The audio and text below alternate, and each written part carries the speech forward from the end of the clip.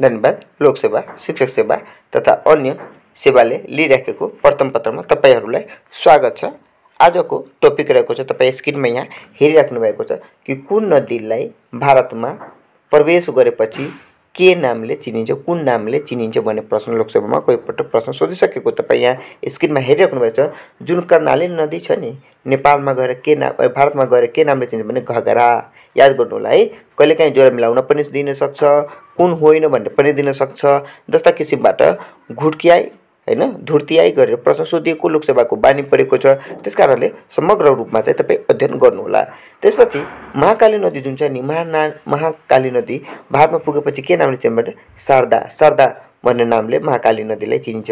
त्यसपछि नेपालको चाहिँ जुन कोशी नदी हो, नेपालको कोशी नदी भारतमा पुगेपछि दामोदर नामले चिनिन्छ, दामोदर हैन। त्यसपछि नेपालमा चाहिँ कन्काई नदी छ नि, जुन कन्काई नदीको चाहिँ भारतमा पुगेपछि बिरिङ नदी भनेर चिनिन्छ। त्यसपछि नेपालको जुन मेची नदी हो नि, त्यो मेची नदी चाहिँ भारतमा पुगेपछि महानन्दा भन्ने नामले पनि चिनिन्छ मेची नदीलाई। त्यसपछि नेपालको जुन बबई नदी रहेको छ, जुन भारतमा पुगेपछि सरयू, यही सरयूको किनारमा चाहिँ रामको चाहिँ त्यहाँ पुग्नु, अयोध्यामा पुगिन्छ सरयू नदीको किनारमा हो। यो कयौं पटक प्रश्न सोधिसकेको, घुमाइ फिराइ गरेर सोधेको। त्यसकारण तपाई यसलाई पूर्ण रूपले यो कुरालाई याद गर्नु होला कि कुन नदीलाई भारतमा प्रवेश गरेपछि कुन नामले चिनिन्छ। त्यसपछि अर्को रहेको छ, तपाई यहाँ स्क्रिनमा हेरिराख्नु भएको छ कि नेपालमा नदी किनारमा रहेको प्रमुख स्थानहरू पनि लोकसभामा कयौंचोटि प्रश्न सोधिसकेको। त्यसकारणले यो पनि अत्यन्त महत्त्वपूर्ण हो।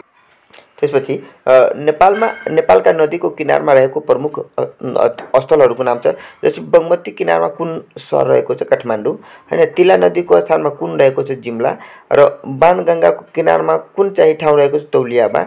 मोहना नदीको किनारमा कुन रहेको छ, धनगढी। त्यसपछि महाकाली नदीको किनारमा कुन छ, महेन्द्रनगर। र चिनाव नदीको किनारमा कुन छ, बुटबल। लालबकैयाको नदीको किनारमा कुन नदी छ, बारा। र पातु खोलामा कुन चाहिँ ठाउँ अवस्थित छ, तुलसीपुर हो। प्रश्न योबाट पनि सोधिन्छ इन्भर्सली हैन।